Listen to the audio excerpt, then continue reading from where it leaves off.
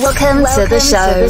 Geek Insider presents Into the Geekverse, the place to get an inside look at movies, comics, games, tech, and everything exciting going on in the Geekverse. Join Matthew Harris and David King as they take a deeper look at the good, the bad, and the downright terrible things our Geekverse has to offer.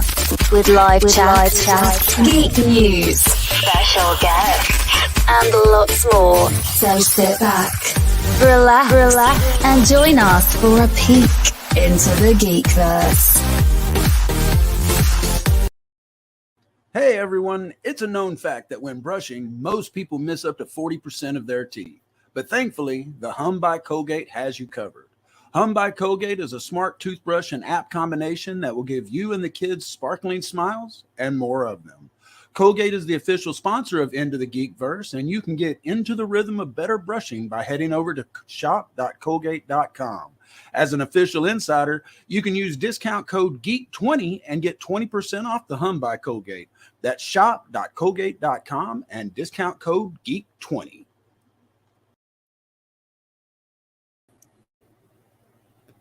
Welcome back, everyone. Today on episode 14 of Into the Geekverse, we'll be talking about the recently released Overwatch 2. We have much to see, all the way from new characters to the sudden changes that's rocked the Overwatch community. And, it's Sunday. Dude, I've spent all day long playing games. But my game playing and your game playing are a little two different things. And don't get me wrong, I do play some of the games you do, the Batman and Arkham Asylum and stuff we both love. And there's some others, but when it comes to what I normally play, I play Galaga. Today, I've been playing on my PS2 I bought not too long ago. I'm playing the original Splinter Cell. And so, and I know, the whole, we've talked about Overwatch 2 a little. I know you're playing it. What, for those that are totally new and like me, what is Overwatch? We're too into it, so I guess it's something pretty popular. But what is it? What's the storyline? Overwatch is a really popular online player versus player game. Basically, it follows the story of a bunch of superheroes who join together to become a force called Overwatch, which is a global protection unit. And then during the first one, and as they release new characters that you could play as that have abilities and ultimates and stuff, you get character release videos. They actually have cinematic trailers with characters. And then you also get plot and storylines with them. And we figured out from the first one, Overwatch disbanded. It was sad. And we're playing this game. We're fighting against each other and everything. Then Overwatch 2 has been in the works for several years now. A lot of people have been trying to do it. They've had several release dates that they've failed to meet. And so here it is. Tuesday, Overwatch 2 comes out. And this one before, I want to say almost a year before Overwatch 2 was released, they actually showed a whole trailer. If you haven't checked it out, go check it out on Play Overwatch. They actually have the introduction to Overwatch 2 where the team comes back together. So you get to see like Winston, and I'm not going to name drop a bunch of people that nobody's going to recognize, and then they save the day from these robots called Omnics. And so one of the biggest things that they've released for Overwatch 2 was a player versus enemy. It's a campaign that people can play from enjoying the plot so much with these characters. So fast forward, now we have the release. This Overwatch 2 has drastically changed. They have new maps, new game modes, new abilities from these characters, removed a lot of the old stuff, and we're going to get into a lot of that today.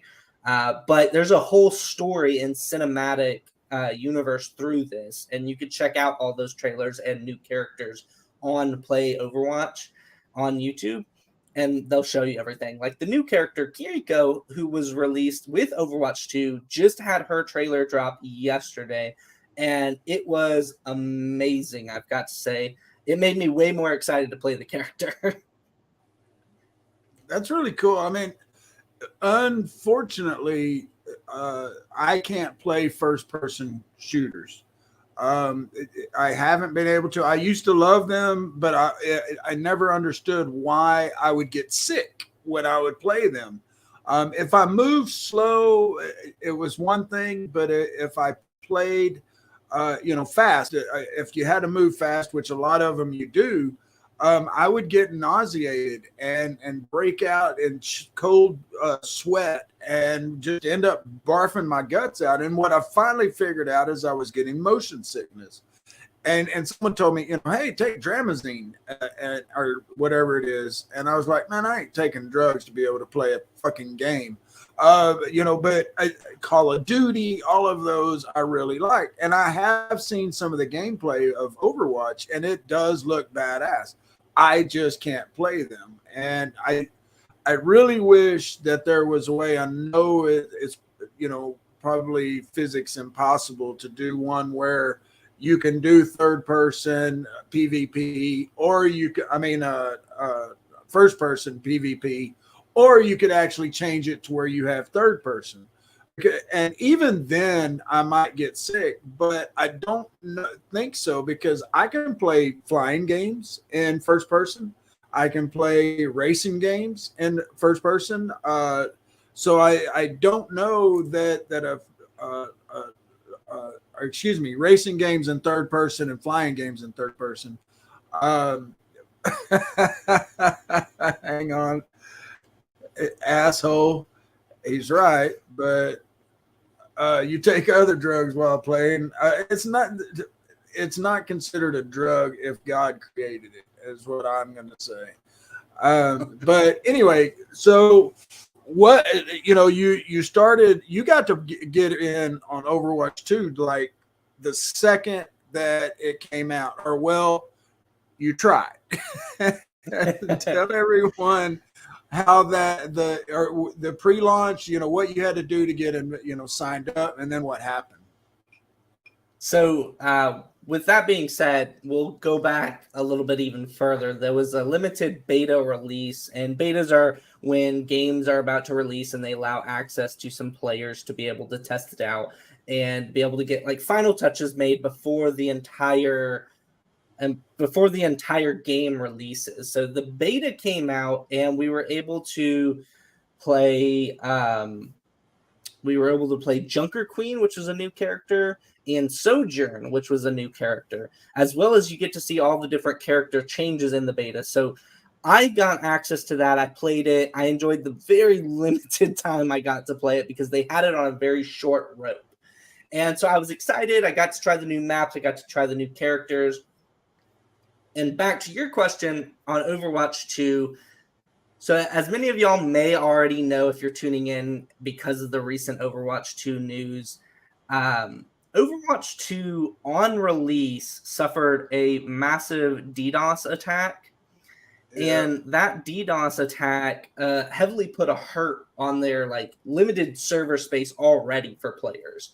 So we were already looking online and seeing all this stuff. I hopped on, and players were reporting up to 50,000 players in a queue ahead of them. And some maybe even more. These were just the reports that we had gotten.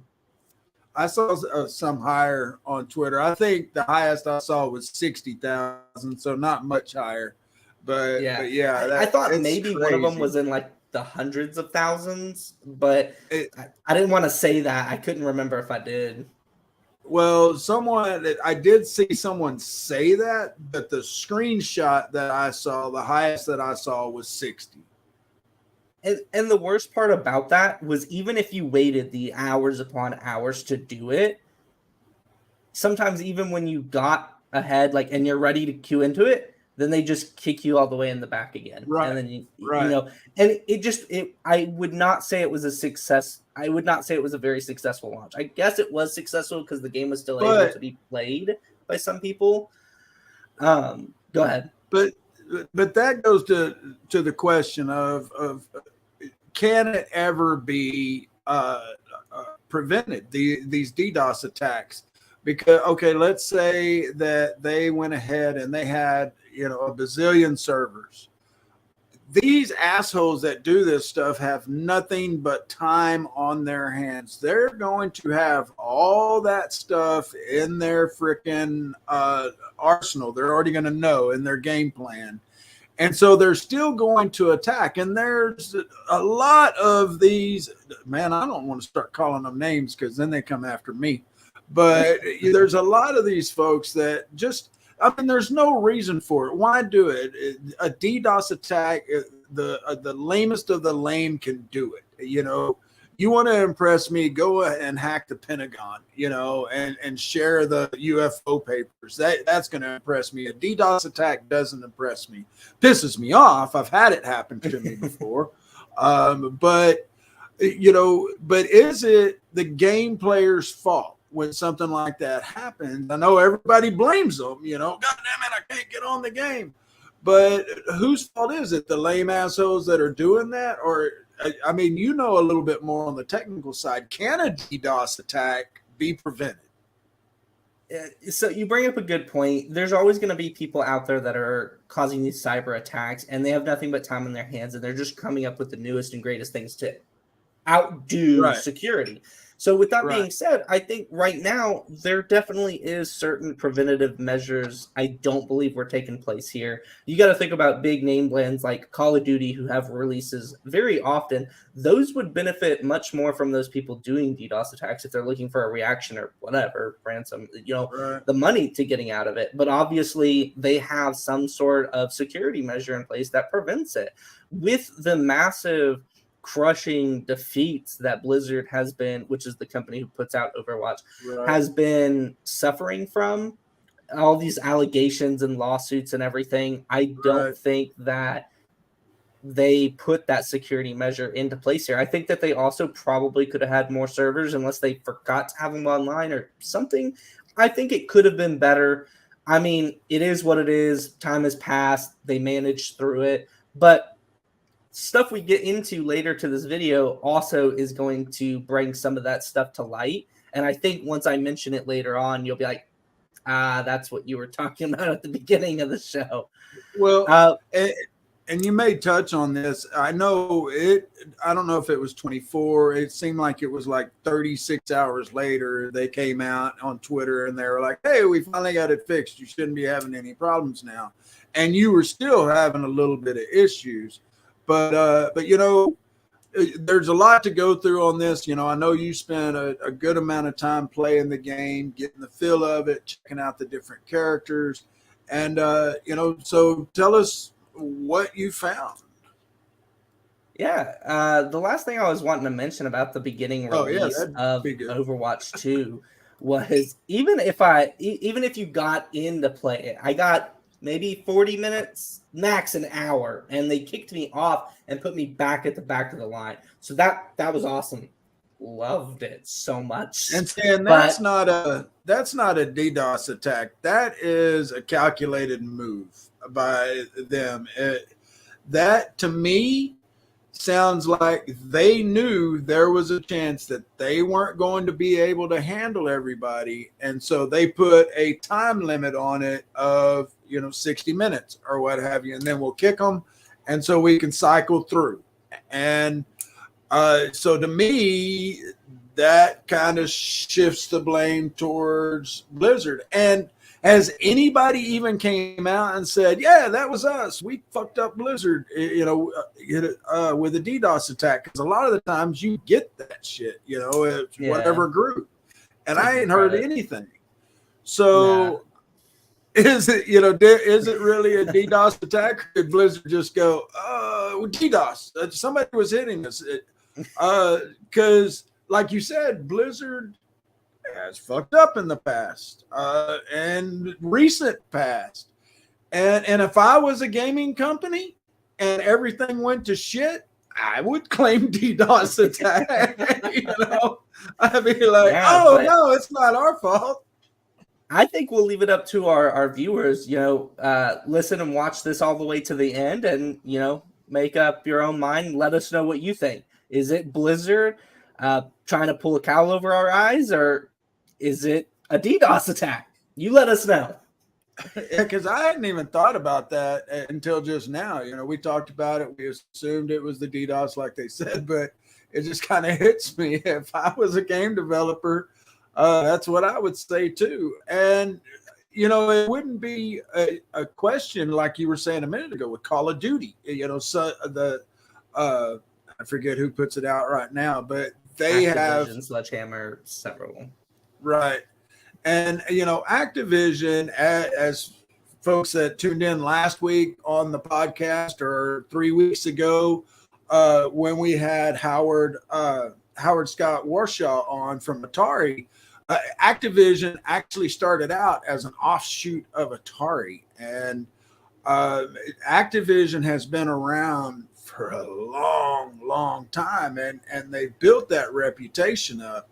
And so when someone like that, something happens, you tend to believe them.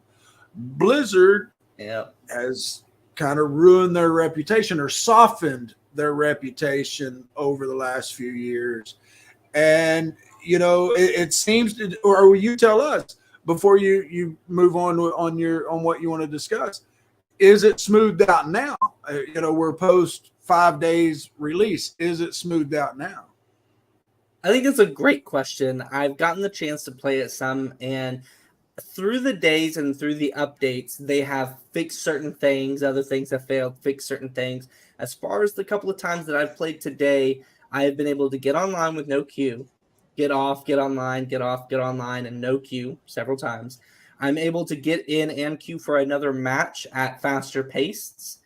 Also, the bug which I was going to talk about later, but I guess I'll go ahead and mention now, the bug where they locked like 90% of the characters for you to be able to play, even though you already had them. I had it for a second. It didn't update the next time I booted up. It's there again. I know they have locked for ranks. There was a huge uproar about that. As far as right now, it seems stable other than normal gaming bugs. Anything else regarding release and stuff seems stable, except for account merges, credits, and cosmetics that all go along with that.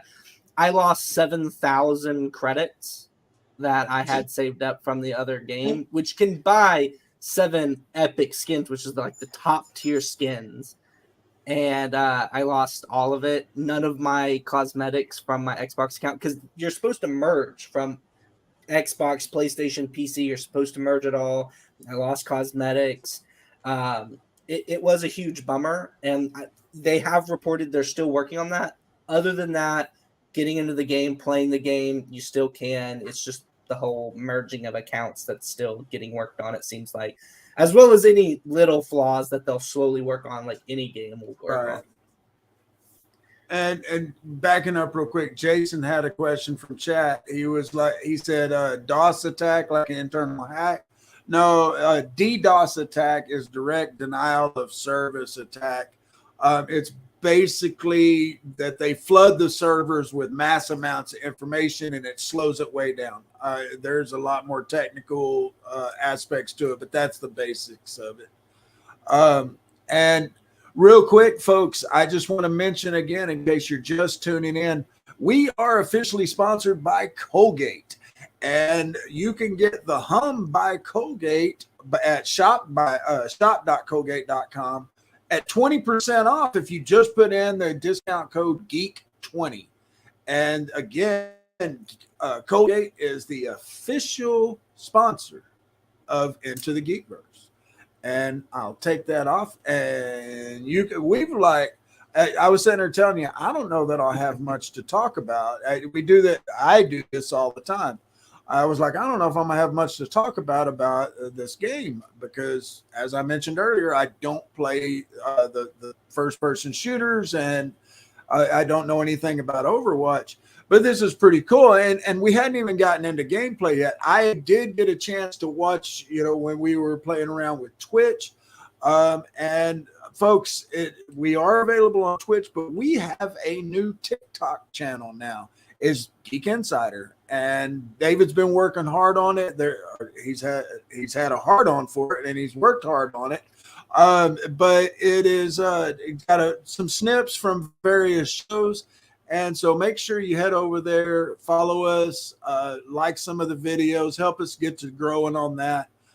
We're always trying to grow the YouTube, the podcast, and the Geek Insider, of course. So go ahead, David.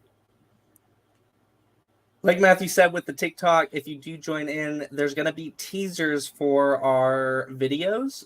So if you're scrolling through, you can see a little teaser of the video that we have planning on going live. With that said about us spreading our influence and everything getting out there, stay tuned to the end to get a sneak peek at some upcoming news. With that being said, going back to Overwatch 2, let me go ahead and share with y'all new characters. I hope a lot of y'all are here to see the new characters because they're pretty great, but I'll walk you through them. So, first and foremost, we have Sojourn. This was one that was in the beta, and for anybody listening on the podcast, I did put a picture up. You can easily look up Sojourn Overwatch if you'd like to see her. Sojourn is a come to the YouTube channel and watch us live, and you get to see all this shit when we show it. Go ahead, David. Absolutely. We have Sojourn, and she is a character that I will say is my least favorite. I mean, favorite, least favorite. We have a different character who's also similar. So let me break it down. Sojourn is a high mobility DPS character. This means that DPS is damage. She's the attack character, and high mobility obviously means that she can get around pretty easily. So she can slide. It's like a jet slide. So it's a really fast slide. And then at the end of it, she can propel herself up in the air in any direction. So if you slide back, you could jump back and you could jump up like a floor or a story or so. Damn. Or left or right or up. And so you can evade. She has an assault rifle that you can shoot, spread fire. After landing so many shots, you build up a charge where you see on the screen it's 100%. Once you get that, you can use her secondary fire, which is like a sniper shot. Sounds all cool, right? Except for we already have a character that has an assault rifle that shoots, and then you can use the secondary fire at 100% to sniper rifle. So that's why I'm saying I feel like it's one of my least favorite, because it's like you made another character who shoots with a assault rifle and does a sniper fire. Have you done any research to make sure that there's no other difference? She doesn't have any other ability than the one that was already created? Oh, well, definitely. There is a lot of major differences. It's just the main weapon that they use. Gotcha. So obviously Sojourn's ultimate, you can actually overclock yourself so that you could do more damage faster. So instead of having to shoot to build up that charge and then do a sniper shot, you could basically like rapid fire that sniper shot, which is a more powerful shot. And then also the mobility where you're sliding and you're jumping is different from the other character, Widowmaker. Widowmaker has a grappling hook that you can use to reach places, and her ultimate is to allow the whole team to see through walls, to see enemies. So there is definitely major differences, and it's definitely an easily playable character either or, but when you're releasing a really big game, I would expect something more like Junker Queen. Right. Let me go ahead and pull that up. So Junker Queen not only has an amazing story where she fits in with Roadhog and Junkrat and everything. She's got a cinematic trailer. Once again, guys, go check out Play Overwatch to see that trailer. She has a knife that she can throw, and if it gets stuck into an enemy, you can recall it, but it pulls the enemy towards you with the knife. And so then, because they're close, you have a sawed-off shotgun that you get to shoot them with. And then you have a big two-handed axe that you can cleave them in the face. Okay, and you ain't got any video of this. Guys, if you're wanting more videos of this, stay tuned to the end, because we have a little preview to show you that I think you'll be excited for. Not only that, she also has... we got to wait till the end. I want to see this chick pull somebody across using the force with a knife and then battle axe them. And look, that's exactly what I was thinking of. Mortal Kombat. Get over here. And it's awesome, guys. She also has a battle cry, which increases the armor of all your allies that are around you, slightly increasing the boost in speed. Like, it's a really good, it all around. The story of her is awesome. I don't have enough time to go into everything about that story. The character, the way she's built in, like, made into the story, how all of her stuff is new. it makes sense because a battle cry, you're increasing the efficiency of your team. That makes sense. The throwing knife and like pulling them towards you. In real life, it really wouldn't throw them towards you, but you got to exaggerate it a little bit. So it still kind of makes sense. Right. The big axe, other than just the cleave, it also does like, it kind of denies you from getting a little bit of healing, and you take extra damage after you get this big cleave, which is awesome. Because if you have a two-handed axe stuck in your shoulder, you're not going to be fighting the same 100%. So I love this. Top tier, now my favorite character. She is a tank instead of a DPS. So you're built to take a lot of damage, assuming that your healers are up your butt all the time, because you don't have like a shield, which other characters do. Right. Now, are you right now? You're just talking, it's one man, you're only out for yourself. Is that right? Where it's one you against everybody, or no? So with Overwatch, it was one of the things that I'll get into, but it will help clarify here for people who are not used to these games. Most games, when they have team deathmatch or different ones, other than free-for-all, all of them you're partnered with a team. Overwatch 1, you had a team of 6 players, 2 tanks, 2 damage, and 2 healers. In Overwatch 2, they changed the dynamic. They give you 1 tank, 2 damage, and 2 healers. So you've lost a tank, but they've buffed a lot of the characters to even it out. So if you're playing Junker Queen, you're the only tank. So you got to absorb all that damage for your team, which also makes sense for her battle cry, because your allies that are near you get a buff. They become more efficient, an increase in armor, which is excellent. So that leads into my next question. That when I was watching you play and we were testing some things out, you would get into these matches. You don't get to pick which character you are. Is that right? Does it randomize it? Because it looked like you were surprised every time on who you got. So there's a lot of surprising features, and I play different game modes. One of the great things about Overwatch is that you have different game modes where you can play as a team, unranked, ranked. You could play quick play where you could pick any character, or you could play queue where if you say, I only want to play damage, then you could get in where you're with 1 tank, 2 damage, 2 healer, or you could go in where everyone can pick whatever character they want. You don't have to have a build. Or you could go free for all, or you could go mystery hero, which is what you saw me playing, where when I start the game, you don't know what character you're going to get. I like doing this because it makes me a little bit better at each of the characters that we do. So yeah, I could see that because like mentioned earlier, someone mentioned Street Fighter and Mortal Kombat. Same thing. I would play one character, get really, really good at it, and then, Injustice. If you go through the story mode, you end up playing all the different ones, and that'll screw you if you've only been playing the single characters. Because, thank you. Everybody it's not all okay. It's all left.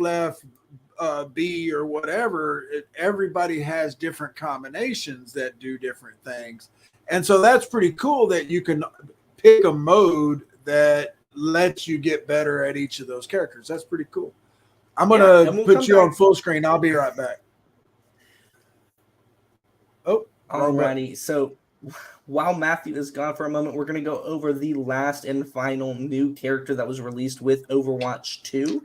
And that's going to be Kirikou. She was the one that they did a lot of new stuff on. Yesterday, they just released the cinematic trailer for, and she is a healer. She's a healer. She also has her secondaries kunai that she throws that can do damage.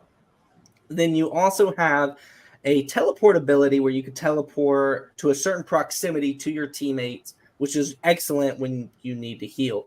She's got a passive there. You could walk up the walls. You can climb them. And then she also has an ultimate where you call upon a spirit of a fox to guide your team. And basically it accelerates everything you and your team does. And I think it helps you increase the healing you provide for your team. I've gotten a chance to play her a couple of different times. I'm definitely warming up. I would say she's my second favorite. Unfortunately, even though she is extremely fun to play, she does not provide a lot of healing, which is a huge problem when you're now running a 1 tank, 2 DPS. Because there's 2 problems that comes into this type of healing. First, when she throws out 5 pieces of paper that attaches themselves to your allies and heals them. One of the cool things is they're tracking. The bad news is anything gets in the way doesn't provide healing. So if your teammates go around a corner or something and the paper's tracking them and it hits the wall, don't get healing. This is a trouble for DPS because they are typically high mobility and they keep running around. So there's nothing to help keep them healed. This is also a problem for tanks because tanks have higher health bars. And so when you're going to heal them, you have to sit there. You have to go 1, 2, 3, 4, 5. And then it goes heal. Like maybe a quarter of their health is healed. And then you got to wait, 5 seconds. And then you got to do another 5. And if you don't direct hit that on them, then some of that healing doesn't even apply. And this makes it terrible for trying to keep your 1 tank alive. So with that being said, I think there's a lot of work that could go into her.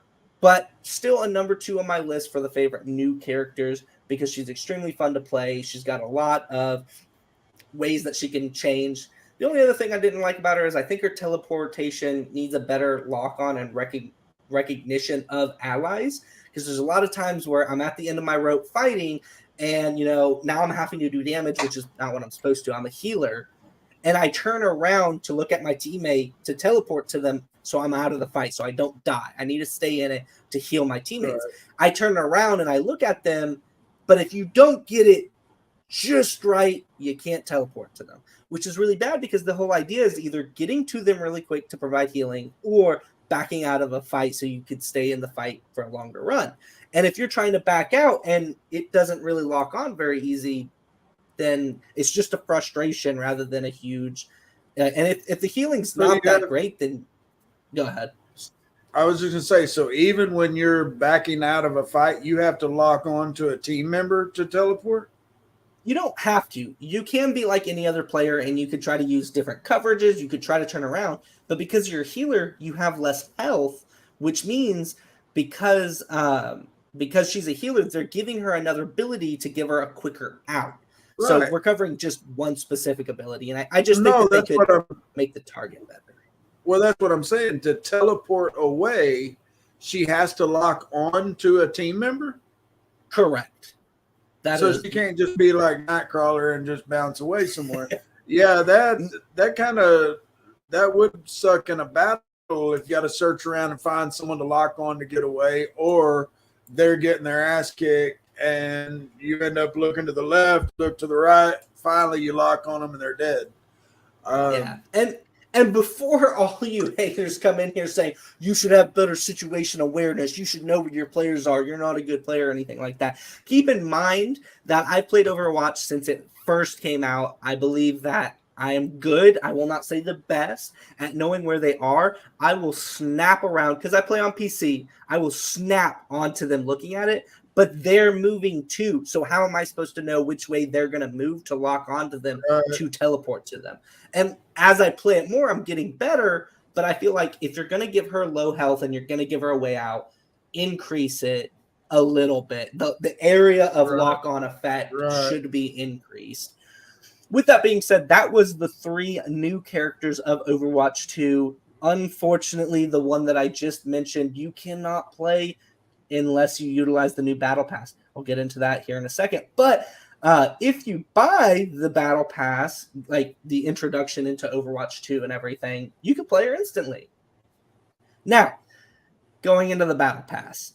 Unfortunately, this is one of the things that I'm not a favorite of. I don't run a company. I don't see myself in the next year or so running a big company like that. But you went from a promising game of Overwatch where you will provide future updates and new character releases that everyone can play and enjoy for free. And you made that a statement. Then you go and you release Overwatch 2 and say, hey, if you want to be able to get these cosmetic or these characters or, whatever, you got to play to get it, which means if other people have more time to play and they get those characters, you can't play them. So you're at a disadvantage. They get to have the cool new character and you don't. Oh, well, you could spend money on the Battle Pass even more to upgrade yourself those levels to get the character. And to me, that's what a lot of companies are doing. Go ahead. No, I'm sorry. I didn't mean to interrupt your train of thought. But so you're saying you can get the upgrades by purchasing them, so pay to play. But you're saying you can also get the same things by grinding away. You can end up getting most, if not all, by grinding levels. The more XP you gain, the more levels you get. So, for example, I think it's around level 20 or something like that, you can unlock Kiriko. Or for players like me, which, by the way, guys, I only bought it so that I could show you all these new characters and stuff. Thank you to Geek Insider for that. But if you didn't, you wouldn't get to play Kiriko, and then you'd get to go against somebody like me who got Kiriko because I bought the battle pass, and so that I already got it. It's a money maker for Blizzard, which is going back to our original thing about them changing and them being under attack and possibly the lack of security on their release. This new Overwatch 2 completely screams moneymaker. You can spend money to get levels if you don't want to grind for the XP. You can spend money they're directing it more towards just spend money. And there's a lot out there. Even Call of Duty does a lot of paid transactions and stuff like that. And that's somewhat okay, but that's not the Overwatch experience that I've grown to adjust and love. Like, this was a game that I would get off work, or I'd tell my girlfriend, like, she's having to get ready. We all know how that is. And I'm like, I'm just going to hop on and I'm going to play a quick match. It was cool. It was fun. I just got to come in for a quick match, do my thing and leave. But now it's like, okay, well, I got to grind to do all this and stuff. I've got Destiny. I've got all of that stuff to grind already. This wasn't the type of game that I wanted. So that was a big change. Tell you what, guys, if you're watching this now, go ahead and drop us in the comments your opinion.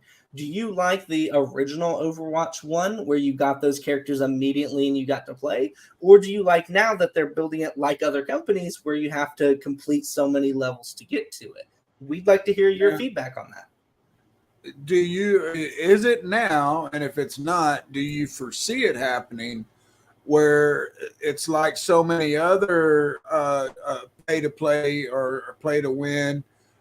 Are they going to start doing drops where you get better weapons if you drop another $20, or you get another 2 character pack or 3 character pack? I can probably see that more of, great, you can get this 3 character pack, a year from now, for $29.99 or $19.99. You think Blizzard will go that route, or do you think they are going to leave well enough alone and just go with this game pass or this? I think they've done as much as they can on this. The exact thing of Overwatch, you don't get to change weapons or abilities or anything. Once you pick the character, you have a set of abilities and ults.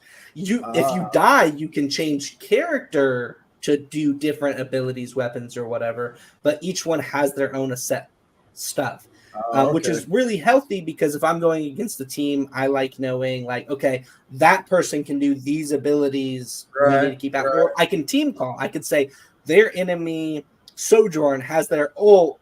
Be prepared for a barrage of sniper. Like, I can tell my team to stay in certain corridors because I see they have an ult or something. So yeah, I do like that aspect. But I think they've hit their limit for ways to gain money in this. And I'm going to say, Blizzard, if you find more ways to get money out of this, I'll be slightly impressed. More pissed off, but slightly impressed, because I really don't see anywhere else you're going with this.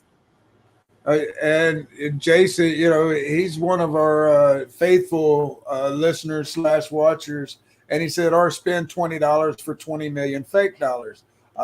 We personally know some folks that do that in a poker game that we play a lot. But still, you say, I don't see how they could get another dollar out of this. I could definitely foresee them saying a year from now or a year and a half from now, sales are waning on the pass, whatever you called it, where they come out and say, here's a group of 3 new characters. You've got to buy this package. I mean, we've seen that on a lot of the Batman games. You got to buy this to get these skins, or you got to buy this, or the season pass on Xbox to get these things. Is that possible, or do you just think that that's not possible with this game? I think it's possible, seeing that they already kind of did that. You want Kirikou, go ahead and spend this money.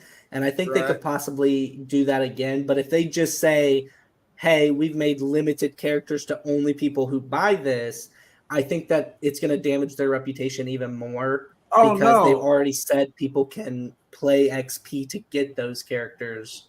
So they can say buy it ahead of time, but you could still grind for it. But if they say you can only buy it, then I think that they would lose some.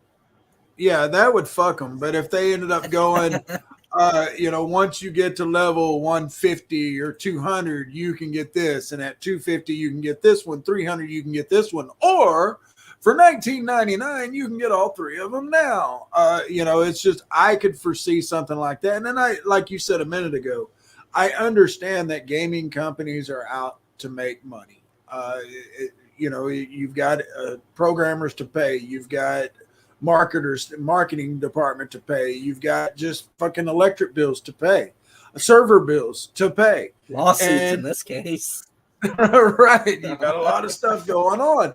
And so I definitely understand you got to make money where you can, especially in this day and age where, you can't just do things on a cartridge or a disc anymore. You have to have these computer games that run off of, multiple servers, and they're you almost need a quantum computer. I don't have an shit, I said computer, and so my Alexa went off. Shit, and she made me lose my train of thought.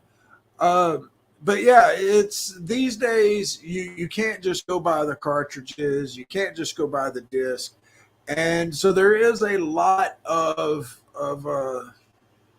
room for expansion. I can't wait to see what games look like 10 years from now. I'm old enough to remember Pong. We talked about that with HSW, Howard Scott Warshaw.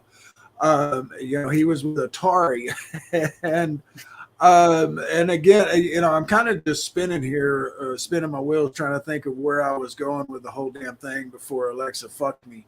But go ahead, man. We're like 15, 20 minutes away from the end of the show, and I know you still got a lot of stuff you want to talk about on the game. Definitely. Next, we're going to go ahead and jump into the endorsement system. So, Matthew, I'm going to give you a little bit of rundown, as well as other people, with what the endorsement system is, because it's really not something that I see in many games, if at all, other than Overwatch. So the endorsement system is, after you play a match, you open up your endorsements. Your endorsements includes your teammates, and then you could switch it over to the enemy's team, and that was in Overwatch 1.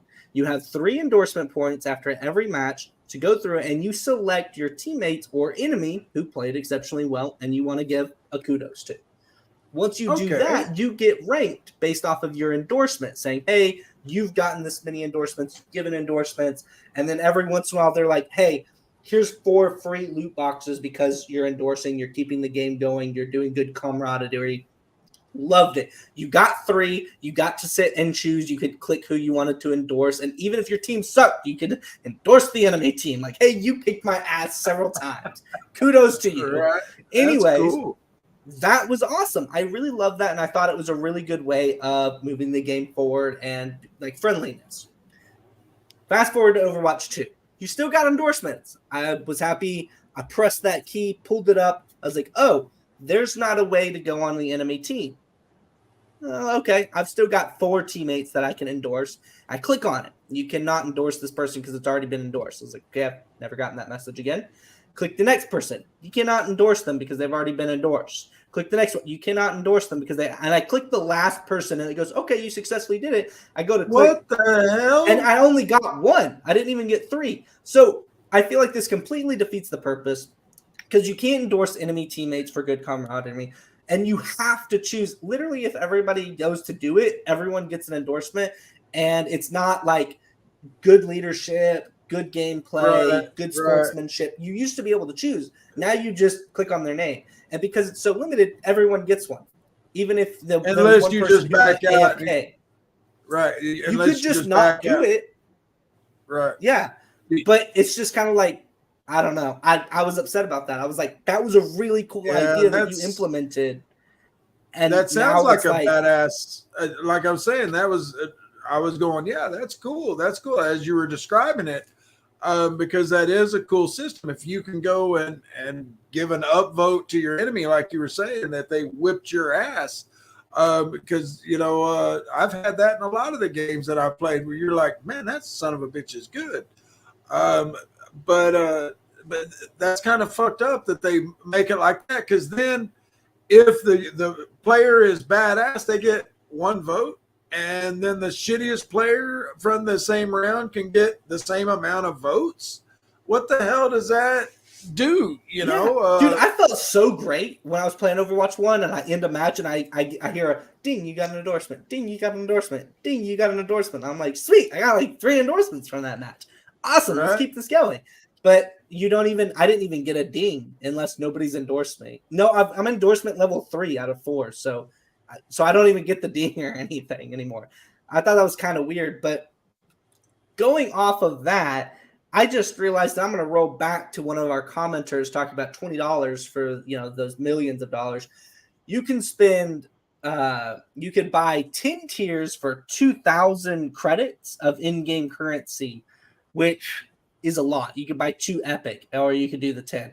And I meant to say that when he said the comment, and I was making sure that I was right before I said that out. So you can always buy currency and then use the in-game currency to just level up your XP to get sweet stuff. So going towards the end, we have got let's see, 8 new maps. We've got New York City, Toronto, Rio de Janeiro, Gothenburg, Monte Carlo, India, and Portugal.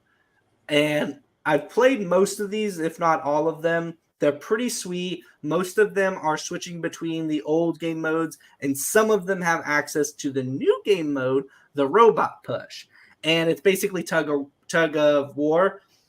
Both teams meet in the middle. Whoever wins, defeating the other team, starts pushing the robot towards the enemy. Your goal is to get it all the way to their end. But if they kill you at any point and they start pushing the robot back, they need to try to get it all the way to your end. Whoever has the most progress at the end of the match wins. It is a cool, refreshing take. I don't think I've seen this game mode before. It's a little bit frustrating, but looking at it as a whole, I think overall it was a good idea for a game match where it's not stale, team deathmatch, free-for-all, or whatnot. Hang on before we talk any more real quick. Dude, I was supposed to show this 15 minutes ago. Y'all, we'll be right back. Check it out. MobileEdge.com has award-winning products with innovative features and contemporary, edgy designs that empower you to look sharp and travel smart with your mobile tech. Your beloved, not to mention expensive gaming gear and mobile tech devices are an extension of you, so give them the protection and style they deserve wherever you go. Find them at MobileEdge.com and protect your tech with Mobile Edge. Bring it on. Hey Geek Insiders, Mobile Edge has a special coupon code for our dedicated listeners. Get 25% off your Mobile Edge gear using coupon code GEEK25.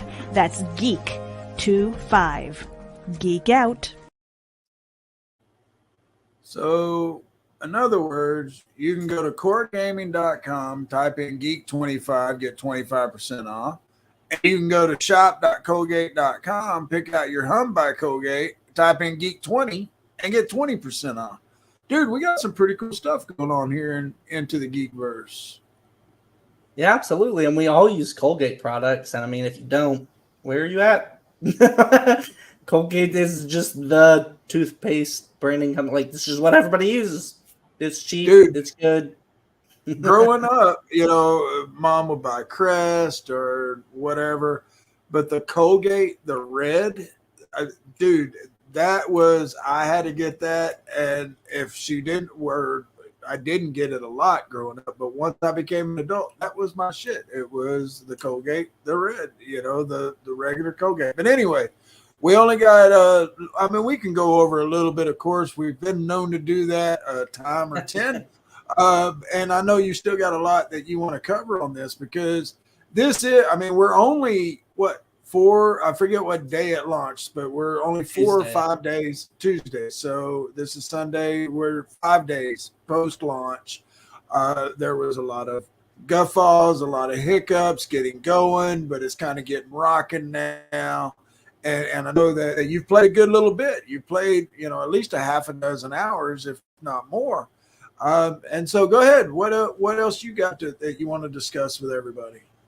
So the last thing, and it probably would take a quick hour. Just kidding.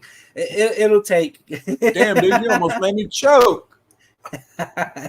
I'll go ahead and I'll run through this. You interrupt me and let me know if you have any questions. This is mainly going to be for the existing Overwatch fans who understand the previous character dynamics and the changes that's coming to the new one.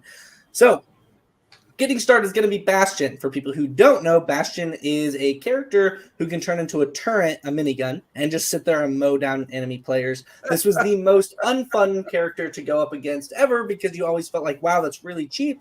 Also because there's so many characters who have shields that you could just sit in front of the turret and the turret can just kill you and you can't do damage to the turret because there's a shield. So it was the cheapest it was called a pirate ship, if you want to know where people would do it. But anyways, going back into it, they've changed Bastion. Awesome. He's still a little bit of annoying, but awesome. Bastion's ult is now a mortar instead of a mobile tank. So instead of transforming instead of a minigun to a tank where he actually shoots out really high explosive shots that he can move around in, now he's a mortar where he's stationary and he drops a whole bunch of bombs just like a mortar would do. Right. Self-repair has been removed. He used to be able to repair himself because he's a robot. Removed altogether. He's now gained an assault mode where you could be a mobile turret. So instead of always being able to be a turret anytime you want, you get like 20 seconds of being a turret. Which is great because it's limited. Does he get to move? You said not mobile. Mobile turret. Not in the old one. In the new one, he can. But so while he's a turret, he could be shooting around and he can move? Yeah, he can do a mini turret, like a minigun, and he can move around. But it's only for, I think it's like 20 seconds it allows. That's still pretty cool. He can sit there as long as he wants, just in one position. He could get up, move, sit into another position, and just shoot. He gained a grenade launcher. It's got a long cooldown, and also a 20% damage reduction while he is in assault or artillery mode. He's still really easy to kill. I've killed him a lot. I killed him with the healing character while he was in his mortar mode, the artillery. Moving on to the next character, Mccree, one of my favorite ones. He is a rootin' tootin' cowboy with a revolver 6-shooter. Instead of a flashbang that he throws to concuss you, now it is a magnetic grenade that does 131 damage once it's stuck to you. Other than that, he's the same. He can roll, he can somersault out or into damage or whatever. He's got a 6-shooter. He can fan the hammer, and he's still got his ultimate where he if you don't die, you have these red dots that close in on characters, and once they're solid, you shoot and it's an instant kill. The only problem is you're still and you're vulnerable while you're aiming in on his ult, but it's still awesome. Love the character. So wait a minute. We got Jesse James going against cyborgs that can turn into turrets. We got transporting nightcrawler chicks that can mess you up. All these other characters, and it's against Jesse James. See, that would be the character I would want to play, get down to a science, because that sounds like and you said his name is Jesse? Yeah. Yeah, that's Jesse James. Nah, he's under a pseudonym. That's Jesse James. He's if he's that badass. I think there was an issue. I think Overwatch 2 just changed it. I haven't looked into it. I think they changed it to Cassidy, but I still can't call him that. They changed his name to Cassidy? Yeah, Cassidy. It was really weird. They changed his official name, and I can't get used to it. So anybody who's out there already correcting me or anything, bah, humbug. I like the original Mccree and everything. So moving on to right. Moving on to the next character, Doomfist. I could not play him, cannot play him, still cannot play him. Doomfist used to be a character who had this gigantic metal arm with like hydraulics that he could like press back, and then it propels him forward into a really hard attack. His other arm is like a shotgun that like shoots blasts like out of his arm. And then he could uppercut somebody really high into the air. And then the higher he was, there was a seismic slam that he could do devastating damage on the landing. He was a damage character, right? So keep all that in mind that I just told you. And now imagine instead of a DPS character, he's now a tank, the one tank for the entire team. I don't know how or why they did it, but now he's a tank. Wow. Not only with that, but they actually changed several things with him. Instead of 250 health, he's got 450. Makes sense because he's a tank. He can no longer uppercut. He gains a power block, which basically he stands like this and he blocks 80% of damage. He's also got seismic slam still, but instead of uppercutting, because you can't, and then doing seismic slam, when you activate seismic slam, he already throws himself into the air, and then he like elbow drops down for a seismic slam. People who love that character go nuts on it. I can't get around that character just like Tracer, so kudos for you if you can play him. Now, I don't know if you got other characters you want to go over, but I did just think of a question here.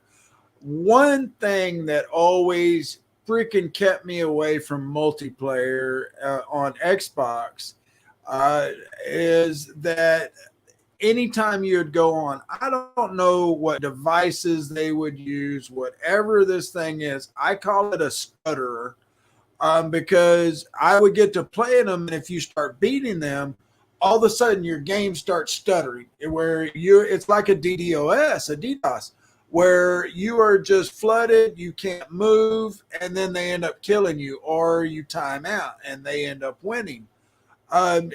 Is there still those kind of problems in these kind of games on the computer games? Because Xbox, dude, I mean, I hadn't tried it a year and a half, 2 years, but I know I went and played something in the recent past, and I got into a match and somebody used that shit, and so I got out. That was after years of not doing it because of that.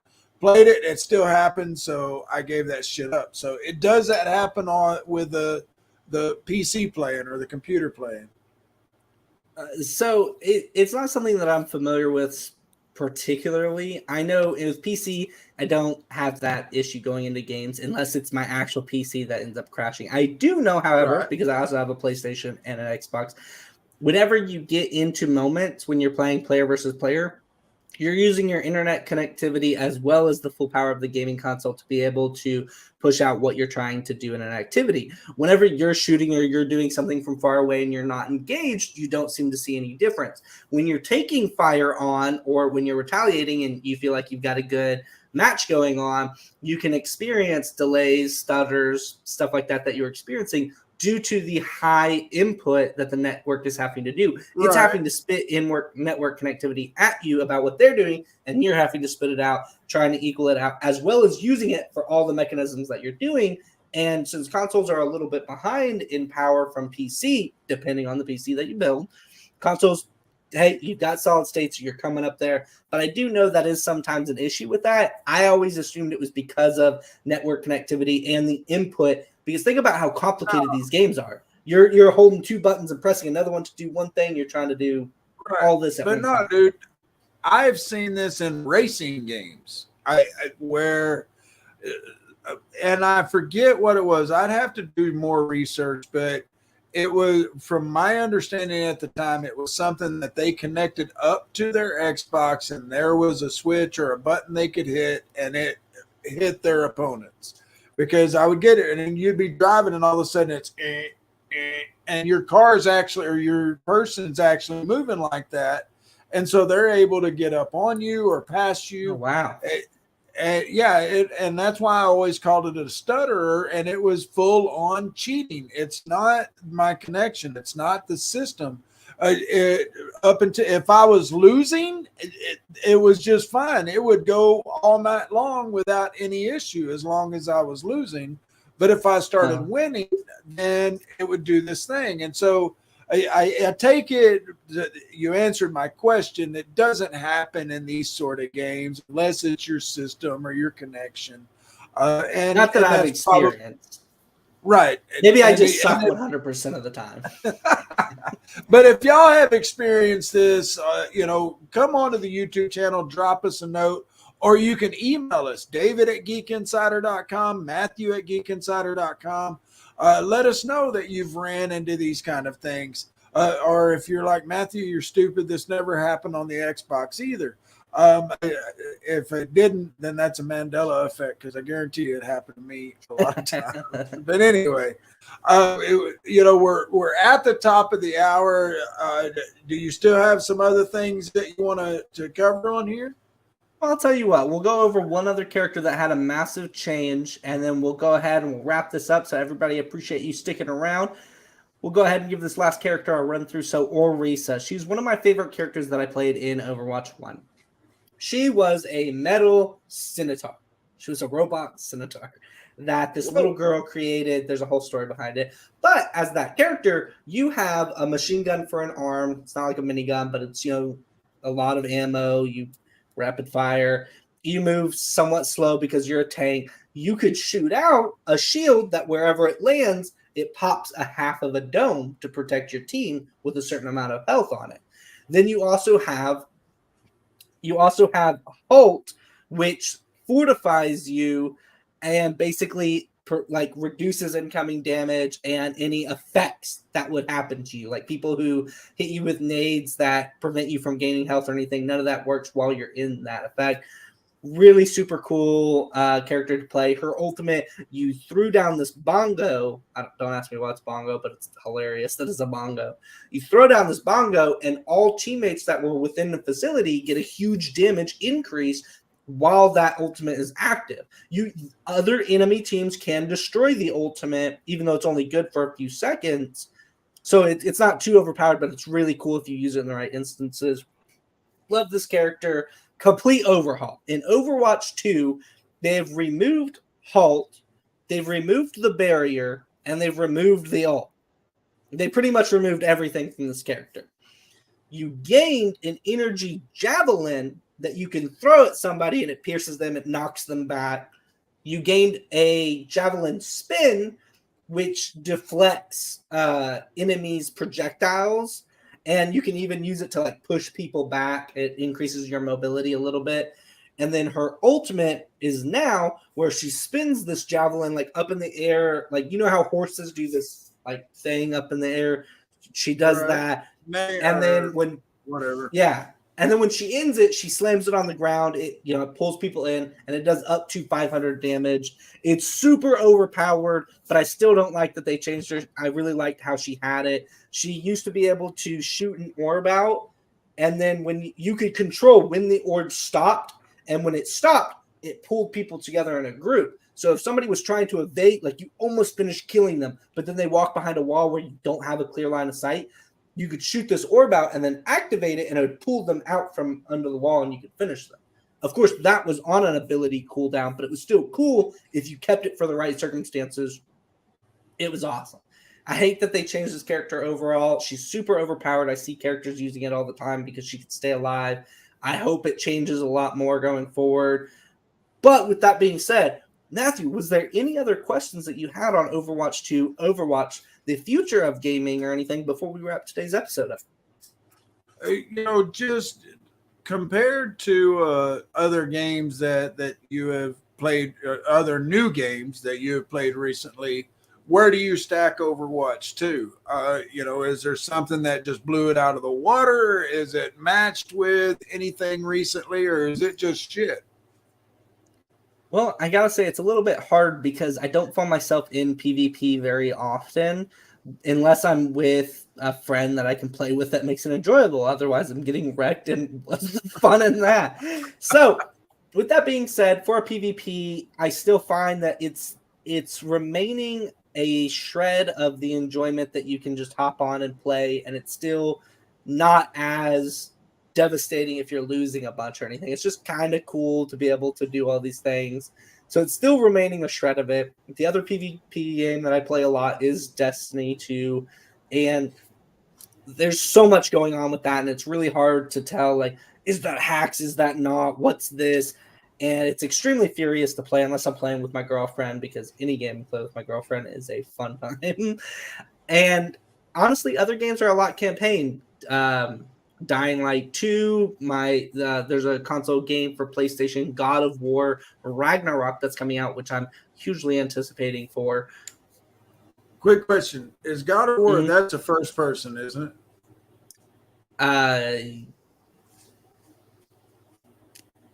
I'm going to sound dumb, but you play where you're just saying your hands and stuff. So I believe that's first person. Oh, yeah. I just wanted to make sure. Person. Yeah. Where you see your hands and use stuff. Yeah. But yeah, I mean, there's a lot of other games, but you know, I would probably rather play Call of Duty than Overwatch where this is going. But Overwatch still has its own separate little, okay, it's kind of cool. You got abilities. Call of Duty is more the shit. But like, I don't know if I'm going to go this hard into a PvP, I'd kind of rather do Overwatch where, I mean, Call of Duty where like you get more like aiming down scopes, you can set up or like, you know, I kind of like that more if I'm going to go hard. Overwatch to me was just more of like, okay, this was cool to hop in, do a match, and it's not as frustrating as when you're playing Call of Duty. But I mean, I would say it's free to play. Get Blizzard on all platforms, or you know, download on Xbox or anything. You can hop on, play it, be a judge for yourself. You know, and that's the thing is you still got like at least 20, 30 more hours of Overwatch to play in the coming couple of weeks, right? Yeah. And the whole reason is because Geek Insider is sponsoring this playmanship. But no, and that's the whole reason that we did it is because there has been a lot of hype, you know, behind this. And when I say we, I mean myself, David, and then Rhett, who is the wizard behind the curtains. You know, we decided on, let's invest in this game. Have David play it and give some insight on it, because we know it is a very popular game. And David's the gamer. You know, if they do a remake or of Galaga, then I'll be the first one to play it. I really date myself. What about that remake of Yar's Revenge? Yeah, you know, it's not a remake; it's a sequel, an official sequel. And I, speaking of, you can find out more about this. It was actually revealed on our show a couple of weeks ago with Howard Scott Warshaw. He is the developer of Yar's Revenge and Raiders of the Lost Ark, and then the industry killer or alleged industry killer E.T. But he revealed that he is officially on board to do a Yar's Revenge sequel.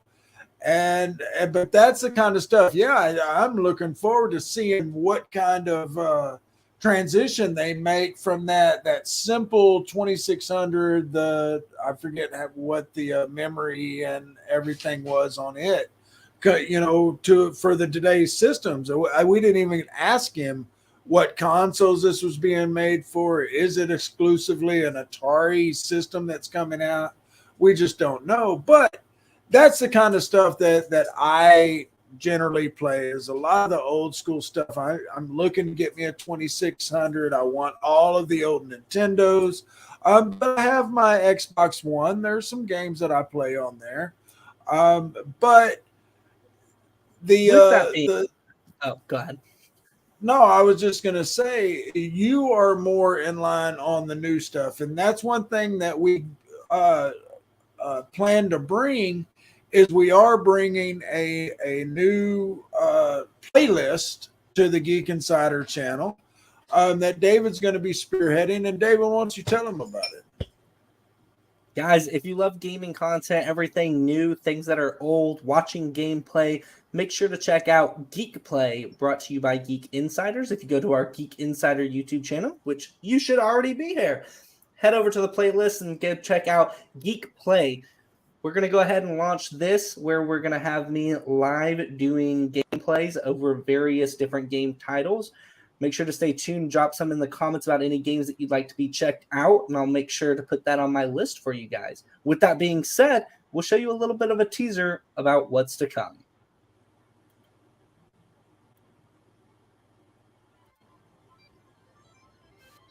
Welcome to Geek Play, brought to you by Geek Insider. Make sure to catch us tonight with my co-host Matthew Harris on Into the Geekverse, Geek Insider's YouTube channel, where we're going to be talking about everything since the release of Overwatch 2. But since you're here now, let's jump into Overwatch 2.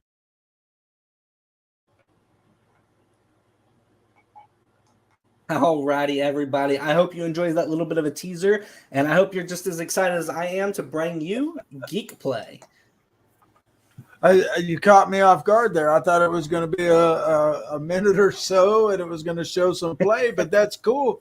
And folks, if you haven't checked it out, I have got to or been had the opportunity to watch David do some of this gameplay. And like I said, I didn't know jack shit about Overwatch. Absolutely nothing. I knew there was an original Overwatch. I knew that there was a sequel coming out. I had no idea it was free to play. Had no idea about all the new stuff in this one. And so it's been really cool. And, you know, if I can figure out how to record old console games, you know, I'll do some on the Geek Play as well. I don't think that unless I just set up my cam here, which I do have a professional cam, but showing at the TV, I just don't think that's going to work. But anyway, it's been a blast learning about this. I know you've got some more games in mind that you want to do this with. Is there any upcoming game? I don't really think there's anything major coming out the rest of this year. Is there before Christmas? Anything that you know of? There is a couple that's coming out. However, we're going to have to spearhead some ideas on getting that together for you all. Well, I know, for instance, like God of War Ragnarok is PlayStation, and doing that, I record off my PC and everything. It's a PlayStation exclusive, so I think there's an option to stream on the newer consoles, but we'll be putting our heads together, seeing about what we could bring to y'all. Yeah, I didn't just mean show-wise, but what major game releases do you know that are coming? And then we'll wrap it up. The ones that were anticipated for me was Overwatch 2, which we just surpassed, and then we've got God of War Ragnarok, which is coming out in November. Let me see.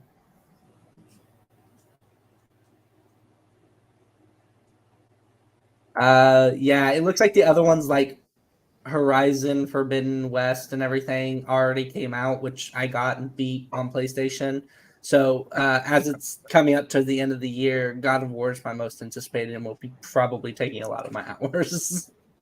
And you said that's a PlayStation exclusive? Yeah. Now, the first God of War, I think, released on PC, and this one probably will a couple of years later as PlayStation's getting released. But so it looks like everything's kind of getting to PC. Even Master Chief, the whole Xbox exclusive, now that Microsoft's always owned Xbox. Now that it's merged, you can play Halo on PC. So I will be looking forward to bringing y'all everything under the sun. Man, Halo, or not Halo, never mind. You said Master Chief. I was thinking something else. I was thinking Gears of War is what I was thinking. I can't play Halo because it's first person. Gears of War is actually third person. I could play it. But anyway, David, anything else you want to say? That is it, everybody. I'd like to thank you all for joining in today's live episode of Into the Geekverse, where we talked about Overwatch 2. Make sure to subscribe and hit that bell for all of the notifications for future episodes that we're going to bring to you. And like I said earlier, just in case you're tuning in just now, we've got a fresh, brand new TikTok channel. Just search Geek Insider. And of course, we're all over the place, but the main place you can go is geekinsider.com. Look up in the right-hand corner. It has everything, all the little icons. we will be having the TikTok one up there here in the next few days. I will be cattle prodding Rhett to get that up there.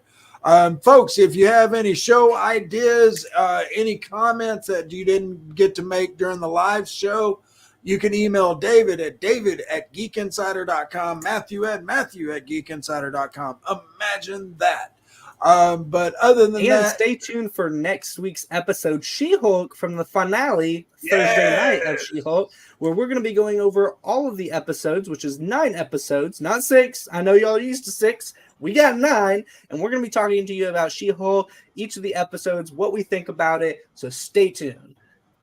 Yep. And then just to kind of foreshadow, I don't know that it's going to be the next week or if it'll be a little few weeks down, but we are going to discuss Hulk and all his depictions in movies and television.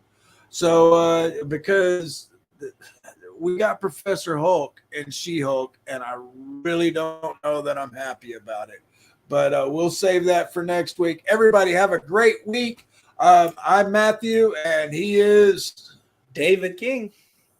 Y'all have a great week, everyone. Oh, that does it for this episode of Into the Geekverse. If you enjoy our content, please consider subscribing to our YouTube channel. And if you want to join us live, hit that bell so you never miss a show. Want to catch us on the go? Listen to our podcast on every major platform, but you can catch the real fun on YouTube. Be sure to visit geekinsider.com for tons of great geek content and advertising opportunities.